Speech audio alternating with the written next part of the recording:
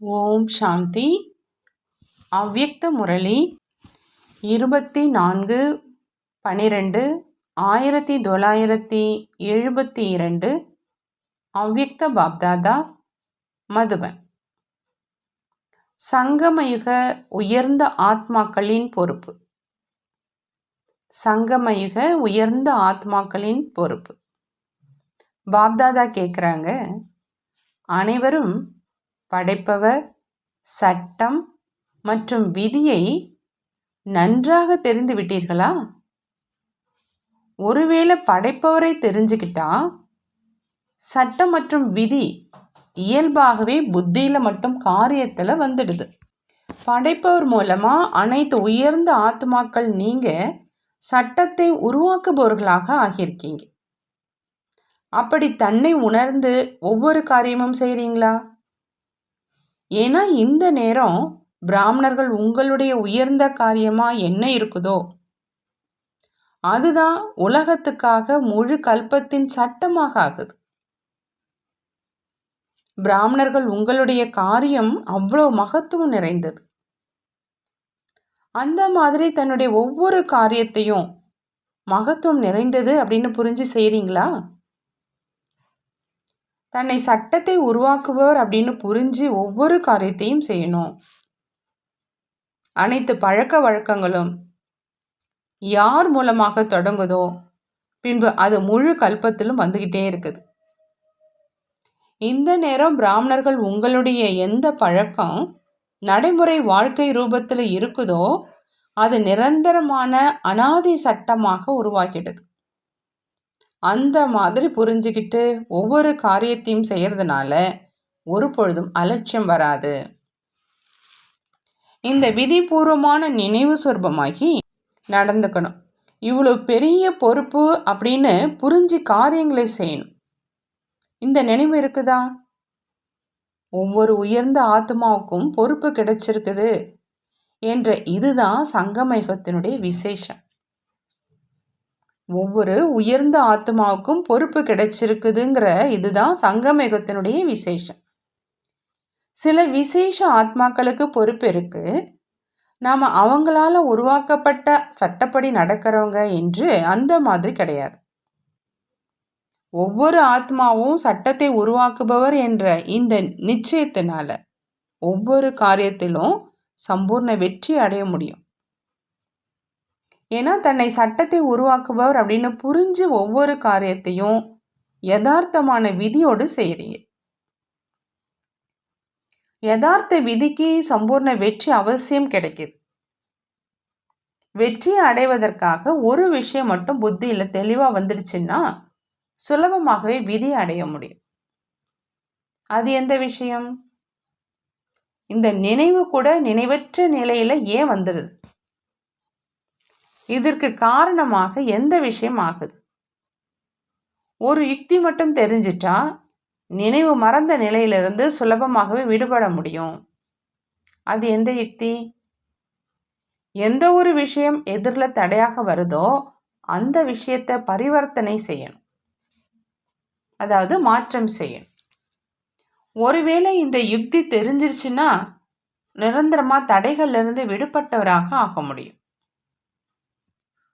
நினைவு மறந்த நிலைக்கான காரணமா வீணான நினைவு, உள் உணர்வு, பார்வை மற்றும் நெருக்கமாகுது. இந்த அனைத்தையும் பரிவர்த்தனை செய்வது தெரிஞ்சிருதுன்னா பரிபக்குவ நிலை வந்துடும். எந்த ஒரு வீணான எண்ணம், உடல் மற்றும் உடல் சம்பந்தப்பட்ட உடலினுடைய பதார்த்தங்களினுடைய நினைவு வருதோ அதை பரிவர்த்தனை செய்ய தெரிஞ்சிருச்சுன்னா பரிபக்குவ நிலை ஆகிவிடாதா? அதே மாதிரி உள்ளுணர்வு மற்றும் பார்வையை பரிவர்த்தனை செய்ய தெரிஞ்சிருச்சு. சம்பர்க்கத்தை அதாவது தொடர்பை பரிவர்த்தனை செய்ய தெரிஞ்சிருச்சுன்னா சம்பூர்ண நிலை அருகில் வந்துடும். பரிவர்த்தனை செய்வதற்கான முறை தெரியல, உடலின் பார்வைக்கு பதிலா ஆத்ம பார்வையில பரிவர்த்தனை செய்யணும். வியக்த நெருக்கத்தை அவ்யக்த அலௌகிக நெருக்கமாக பரிவர்த்தனை செய்யணும். இதுலேயே குறை இருக்கிற காரணத்தினால சம்பூர்ண நிலையை அடைய முடியல. இயற்கையிலும் பரிவர்த்தனை செய்யும் சக்தி இருக்குது அப்படின்னு பார்க்கணும். அறிவியல் இயற்கையினுடைய சக்தி. எப்போ இயற்கையின் சக்தியாகிய அறிவியல் ஒரு பொருளை ஒரு நொடியில் பரிவர்த்தனை செய்ய முடியுது. சூடானதை குளுமையாகவும் குளுமையானதை சூடாகவும் ஆக்க முடியுது. அறிவியலில் இந்த சக்தி இருக்குது இல்லையா? சூடான சூழலை குளுமையானதாகவும் மற்றும் குளுமையான சூழலை சூடானதாகவும் ஆக்கிடுது. இயற்கையின் சக்தி பொருளை மாற்றம் செய்ய முடியும் அப்படின்னா பரமாத்மானுடைய சக்தி அல்லது உயர்ந்த ஆத்மாக்களினுடைய சக்தி தங்களுடைய பார்வை உள்ளுணர்வை பரிவர்த்தனை செய்ய முடியாதா? தன்னுடைய உள்ளுணர்வு தன்னுடைய பார்வையை பரிவர்த்தனை செய்ய முடியாத காரணத்தினால தனக்காக தடை ரூபம் ஆயிடுது. இருந்தும் இயற்கை உங்களுடைய படைப்பு மற்றும் நீங்கள் மாஸ்டர் படைப்பவர் தான் இல்லையா? அப்படியானால் எப்போ என்னுடைய படைப்புல இவ்வளவு சக்தி இருக்குது, மேலும் மாஸ்டர் படைப்பவராகிய என்னிடம் இந்த சக்தி இல்லை அப்படின்னா இது உயர்ந்த ஆத்மாவினுடைய லட்சணமா அப்படின்னு யோசிங்க. இன்று இயற்கையினுடைய சக்தி ஒரு நொடியில் என்ன விரும்புதோ அதை நடைமுறையில் செய்து காண்பிக்குது. ஆகினால அங்கு அலைந்து கொண்டிருக்கும் இன்றைய ஆத்மாக்கள் பரமாத்மா சக்தி, ஈஸ்வரிய சக்தி மற்றும் அமைதியினுடைய சக்தியின் நடைமுறை நிரூபண ரூபத்தை பார்க்க விரும்புகிறார். யாராவது அபகாரம் செஞ்சா நீங்க ஒரு நொடியில அபகாரத்தை உபகாரமாக மாத்திடுங்க.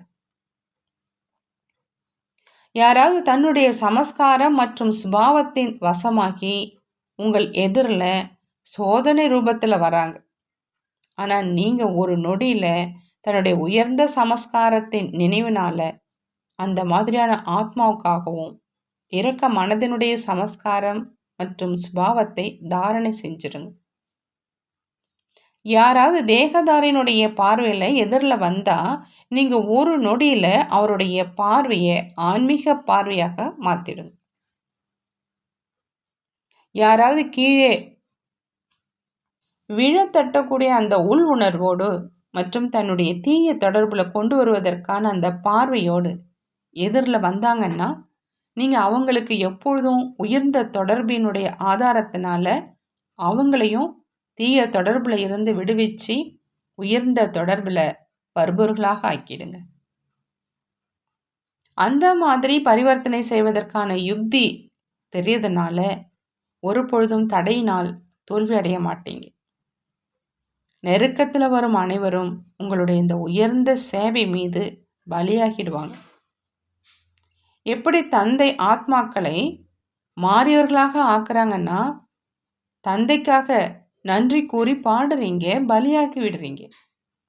அதே போல் அனைத்து நெருக்கத்தில் வரும் ஆத்மாக்கள் உங்களுக்கு நன்றி சொல்கிறாங்க. ஒரே ஒரு சகஜமான யுக்தி தான் இல்லையா? அப்படியே கூட எந்த ஒரு விஷயமும் எந்த காட்சியும் எந்த பொருளும் மாறியும் ஆக வேண்டும். இந்த நாடகமுமே மாறப்படும் காட்சிகள் அடங்கியது தான். ஆனால் எப்படி விநாசமோ ஏற்படத்தான் ஆகும். முக்தி தாமத்துக்கோ எல்லாருமே செல்லதான் வேண்டும். ஆனால் ஒருவேளை விநாசத்துக்கு முன்பு ஞானம் யோகத்தினுடைய ஆதாரத்தில் பாவங்களை அழிச்சிட்டிங்க அப்படின்னா தண்டனையிலிருந்து விடுபட்டுடுவீங்க அப்படின்னு மக்களுக்கு சொல்கிறீங்க. செல்லத்தான் வேண்டும், இருந்தாலும் யார் செய்வாங்களோ அவங்க தான் அடைவாங்க. இந்த விதத்தில் ஒவ்வொரு விஷயமும் மாறித்தான் ஆகணும். ஆனால் எந்த நேரம் உங்கள் எதிரில் அந்த விஷயம் தடை ரூபம் ஆகிடுதோ அந்த நேரம் உங்களுடைய சக்தியினுடைய ஆதாரத்தினால ஒரு நொடியில் மாற்றம் செஞ்சிடுவீங்கன்னா அந்த முயற்சி செய்வதனுடைய பலன் உங்களுக்கு கிடைச்சிடும். பரிவர்த்தனையும் ஆகணும், ஆனால் சரியான ரூபத்தில் உயர்ந்த ரூபத்தில் பரிவர்த்தனை செய்கிறதுனால உயர்ந்த பிராப்தி ஏற்படுது. நேரத்தின் ஆதாரத்தில் பரிவர்த்தனை ஏற்பட்டதுன்னா பிராப்தி இருக்காது. தடையாக என்ன வந்ததோ அது நேரத்துக்கு ஏற்றபடி அவசியம் சென்றுடும். ஆனால் நேரத்துக்கு முன்பு தன்னுடைய மாற்றும் சக்தியினால் முன்பாகவே பரிவர்த்தனை செஞ்சுட்டா இதனுடைய பிராப்தி உங்களுக்கு கிடைச்சிடும். ஆகையினால என்ன வந்திருக்குதோ அது தானாகவே சென்றிடும். மற்றும் எந்த ஆத்மாவுக்கு எவ்வளவு கணக்கு வழக்கு இருக்குதோ அது முடிஞ்சிடும். மேலும் நேரம் அதுவே அனைவருக்கும் பாடம் கற்றுக் கொடுக்கும் அப்படின்னு இப்படி நினைக்கக்கூடாது. இல்லை நான் செய்வேன், நான் அடைவேன், நேரம் செய்தது அப்படின்னா நீங்கள் அடைய மாட்டீங்க. அது நேரத்தினுடைய விசேஷமாக ஆச்சு, உங்களுடையதாக இல்லை. நேரத்தில் என்னென்ன விஷயம் தானாகவே ஏற்படுதோ அதற்கு மகிமை இருப்பதில்லை. ஆனால் நேரத்தின் ஆதாரமின்றி யாராவது காரியம் செய்கிறார்கள் அப்படின்னா அதிசயமாக மகிமை பாடப்படுது. அப்படி பருவத்தில் கிடைக்கும் அந்த பழத்துக்கு அவ்வளோ மதிப்பு கிடையாது. ஆனால் பருவமின்றி கிடைக்கும் பழத்துக்கு மதிப்பு இருக்குது. ஆகினால நேரம் தானாகவே சம்பூர்ணம் ஆக்கிடும் என்று இப்படியும் இருக்க வேண்டாம். சம்பூர்ணம் ஆகி நேரத்தை அருகில் கொண்டு வரணும். நேரம் படைப்பு, மேலும் நீங்கள் படைக்கிறவங்க. படைப்பவர் படைப்பினுடைய ஆதாரத்தில் இருப்பதில்லை. படைப்பவர் படைப்பை அடிமையாக்குவாங்க. அந்த மாதிரி பரிவர்த்தனை செய்யும் சக்தியை தாரணை செய்யுங்க. இன்று ஒரு சிறிய இயந்திரம் பொருளை எவ்வளோ மாற்றம் செஞ்சிடுது. முற்றிலும் உபயோகமற்ற பொருளை உபயோகமானதாக ஆக்கிடுது, பழச புதுசாக்குது. அப்படி உங்களுடைய மிக உயர்ந்த சக்தியின் சூட்சும இயந்திரம் தன்னுடைய உள் உணர்வு, பார்வை மற்றும் மற்றவர்களுடைய உள் உணர்வு, பார்வையை மாற்றம் செய்ய முடியாதா? பின்பு இது நடந்தது அப்படின்னு ஒரு பொழுது உங்கள் வாயிலிருந்து வெளியாகாது. எந்த ஒரு சாக்கு போக்கையும் கொண்டு வர மாட்டீங்க. இதுவும் சாக்கு போக்கு தான். தன்னைத்தானே பாதுகாப்பாக வைப்பதற்கு விதவிதமான சாக்கு போக்குகள் இருக்குது. சங்கம யுகத்தில் அனைவரையும் விட பிராமணர்களுக்கு அதிகமாக சாக்கு போக்குகளினுடைய போட்டி வருது அப்படின்னு சொல்லியிருந்தோம். இதனால தான் பரிவர்த்தனை செய்யணும், அனைவருடைய சமஸ்காரங்களை மாற்றணும். இந்த லட்சியம்தான் பிராமணர்களுடைய வாழ்க்கையினுடைய ஆதாரம். மற்றவங்க மாறினா அப்போ நாமும் மாறுவோம், அப்படி கிடையாது. நாம் மாறி மற்றவர்களை மாற்றணும். இதில் எப்பொழுதும் தன்னை முன்னுக்கு வைக்கணும். மற்றவங்க மாறினாலும் மாறாட்டினாலும் நான் மாறிடணும். அப்படின்னா மற்றவங்களும் தானாகவே மாறிடுவாங்க. அப்படி நீங்கள் மாறுறவங்க உலகத்தை மாற்றுபவர்களே அன்றி ஏதாவது ஒரு விஷயத்தினால மாற்றம் ஆகுவோர் இல்லை. அந்த மாதிரி லட்சியத்தை எப்போதும் நினைவில் வச்சுக்கிட்டே தன்னைத்தானே பரிபக்குவமாக்குங்க. இப்பொழுது நேரம் அருகாமையின் மணிகளை அடிச்சிட்ருக்கு. நீங்களும் தந்தையினுடைய அறிமுகத்தின் பிரத்யட்ச நிரூபணம் கொடுப்பதற்கான முயற்சியை மிக வேகமாக செய்யுங்க. என்ன பாலனை பெற்றிருக்கீங்களோ அந்த பாலனைக்கான பலனை காண்பீங்க. வியக்த சாக்கார ரூபம் மூலமா ஞானம் மற்றும் பாலனை கிடைச்சது. அவ்வியக்த ரூபம் மூலமாகவும் அதிகமான ஞானத்தின் பாலனை கிடைச்சது. இப்போ எந்த மாதிரியான நேரம்? இப்பொழுது வரை பாலனை மட்டும்தான் பெற்றுக்கொண்டிருக்க வேண்டுமா, அல்லது பாலனையின் பலனை காண்பிக்கணுமா? இப்பொழுதோ டிராமா இந்த பாகத்தை தான் காண்பிச்சிட்டு இருக்குது. எப்படி சத்தியகத்தில் தாய் தந்தையர் பாலனை செஞ்சு ராஜ்ய பாக்கியத்தின் அதிகாரி ஆக்கி, ராஜ்ய பாக்கியத்தின் சிம்மாசனதாரியாக்கி, ராஜ்ய திலகம் கொடுத்து, அதாவது பொறுப்பினுடைய திலகம் கொடுத்து சுயம் சாட்சியாகி பார்க்குறாங்க. உடன் இருந்தும் கூட சாட்சியாகி பார்க்குறாங்க. அப்படி இந்த சட்டம் கூட எங்கிருந்து தொடங்கும்? இப்பொழுது கூட பாப்தாதா உலக சேவைக்கான பொறுப்பு அப்படிங்கிற இந்த திலகத்தை இட்டு சுயம் சாட்சியாகி பார்க்கிறார். சாட்சியாக இருக்கிறார் இல்லையா? உடனிருந்தும் கூட சாட்சியாக இருக்கிறார். இந்த வருடம் இன்னும் சாட்சியாக ஆவதற்கானது தான். இந்த அவ்வியக்த ரூபத்தின் சந்திப்பு வியக்த மூலமாகவும் எதுவரை இருக்கும்? எனவே இந்த புது வருடத்துல அவ்வியக்த நிலையில நிலைத்திருக்க செய்வதற்கான மற்றும் அனுபவம் செய்விப்பதற்கான ட்ரில் கற்றுக் கொடுத்து கொண்டிருக்கிறோம். ஆகையினால அவ்வியக்தமாகி அவ்வியக்த தந்தையோடு அவ்வியக்த சந்திப்பை ஏற்படுத்த முடியும். எந்த ஒரு பாட்டும் எப்பொழுதும் ஒரே மாதிரியாக இருப்பது கிடையாது. முன்னேற்றுவதற்காக மாறுது. அப்படி பாப்தாதா இப்பொழுது விசேஷமா வியக்த ரூபத்துல அவ்வியக்த சந்திப்பை செய்வதற்கான சகஜ வரதானம் கொடுக்கறாங்க. இந்த புது வருடத்தின் முதல் மாதத்துக்கு நாடகத்தின்படி விசேஷ வரதானம் இருக்கு. யார் அவ்வியக்த ஸ்திதியில தந்தையோடு இனிமேலும் இனிமையான ஆன்மீக உரையாடல் செய்யும் முயற்சி செய்வாங்களோ அந்த முயற்சி செய்யும் ஆத்மாவுக்கு, முழு ஆர்வத்தோடு ஈடுபடும் ஆத்மாவுக்கு, உண்மையான உள்ளத்தோடு தந்தையிடமிருந்து பிராப்தி செய்யும் ஆத்மாவுக்கு சுலபமாகவே வித்தியாசமான அவ்வியக்த அனுபவம் வரதானத்தின் ரூபத்தில் கிடைக்கும். ஆகையினால இப்பொழுது வியக்த மூலமா அவ்வியக்த சந்திப்பும் முடிந்து கொண்டே இருக்கும். பின்பு என்ன செய்வீங்க? சந்திக்க மாட்டீங்களா? அற்ப காலத்து சந்திப்பிற்கு பதிலா சதாகால சந்திப்பின் அனுபவி ஆகிடுவீங்க. முற்றிலும் அருகில் நேர் எதிரில் சந்திச்சிட்டு இருக்கிறோம் என்று அப்படி அனுபவம் செய்வீங்க. புரிந்ததா? இந்த புது வருடத்தில் ஒவ்வொருவருடைய ஆர்வத்துக்கு ஏற்றபடி அநேக ஆன்மீக அனுபவம் ஏற்பட முடியும். ஆகினால தடைகளை அழிப்பவராகி முழுமையான ஈடுபாட்டில் மூழ்கிருங்க. முழுமையான ஈடுபாட்டில் இந்த தடைகளும் தன்னுடைய ரூபத்தை மாற்றிடும். தடை தடையாக அனுபவம் ஆகாது. ஆனால் தடை விசித்திர அனுபவியாக ஆக்குவதற்கு காரணமாக இருந்தது என்று தென்படும். தடைகளும் ஒரு விளையாட்டாக தென்படும். பெரிய விஷயம் சிறியதாக அனுபவம் ஆகும். எப்படி என்ற வார்த்தை மாறி அப்படி ஆகிடும்.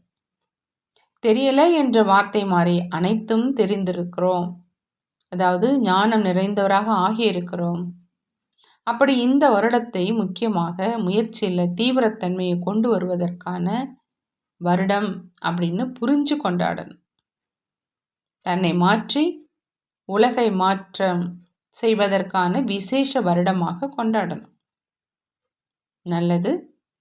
அந்த மாதிரி உருவாக்குபவர் விதி மற்றும் சட்டத்தை தெரிந்து தீவிர முயற்சி செய்பவர்களுக்கு, மாற்றம் செய்யும் பரிபக்குவ ஆத்மாக்களுக்கு பாப்தாதாவின் அன்பு நினைவுகளும் நமஸ்காரமும். நாமும் நம்மளுடைய பாப்தாதாவுக்கு அன்பு நினைவுகளும் நமஸ்காரமும் செய்வோம். நல்லது. ஓம் சாந்தி. நன்றி பாபா. நன்றி.